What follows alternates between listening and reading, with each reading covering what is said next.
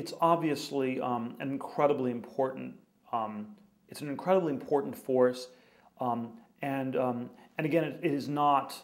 It's not again determinate that it's just going to go in one way or another.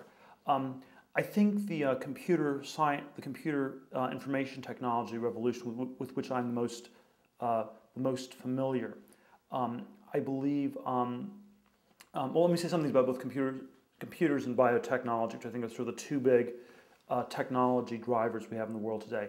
On the computer side, I think thus far it has basically been driving the world towards more decentralization. It's basically empowered individuals to make choices and taking power away from centralized governments. And this has had both a very good effect, such as we saw with the breakdown of the Iron Curtain and the unraveling of the Soviet Union. And it's also had the bad effect of empowering evil people to blow up buildings and do a lot of things that would have been much harder to do in a previous world. My sense is we're still on this decentralization trajectory for some time to come, and that we will, and that the world is going to continue to, therefore, shift in a somewhat more libertarian direction. I think more for good than for bad, but with obviously some bad risks, especially in the global security context.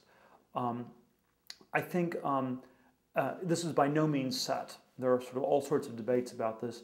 I think it is quite possible that technology, for example, in 20 or 30 years, could once again become a re-centralizing force, and that it would become possible to have computers that actually are able to monitor the world and to sort of centralize information in the way in which, and even a company like Walmart in Arkansas can now, control $1 trillion a year worth of merchandise with just a handful of people from Bentonville, Arkansas. So I think it's possible that there are elements of technology that are actually centralizing. I think the decentralizing ones are the dominant ones, and that's sort of where the computer revolution is basically headed. The biotechnology revolution is basically headed towards expanding human life, and people lived an average age of 46 in 1900.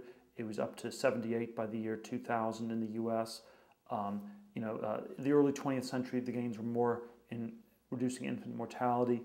In recent decades, they've actually been more and more in extending the lifespan of adults. And by all indications, that is going to continue.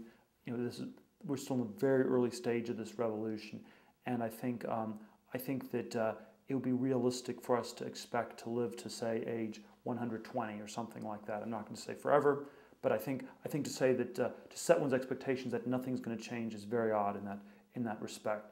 And on the biotech side, I see just this incredible disconnect between the technology and the culture, where the technology is enabling us to live longer and longer, and then the culture and all sorts of other factors are encouraging people to have shorter and shorter time horizons, and so it's sort of like a Jerry Springer show where people are making choices like I'm going to sex with my girlfriend and my girlfriend's mother, and 6 months from now all three of us will be on national TV and I'll get beaten up in front of a live studio audience, but it doesn't matter because it'll really be a different person, because it's not me 6 months from now, it's a different person.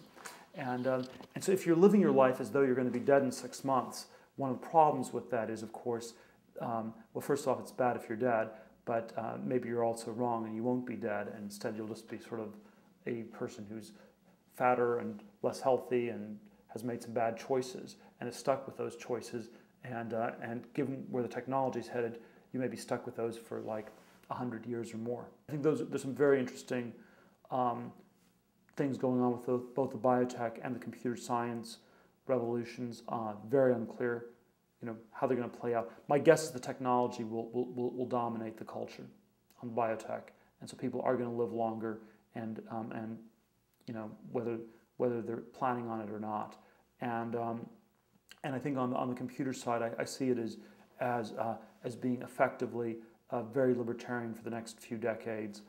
Beyond that, it could go either way.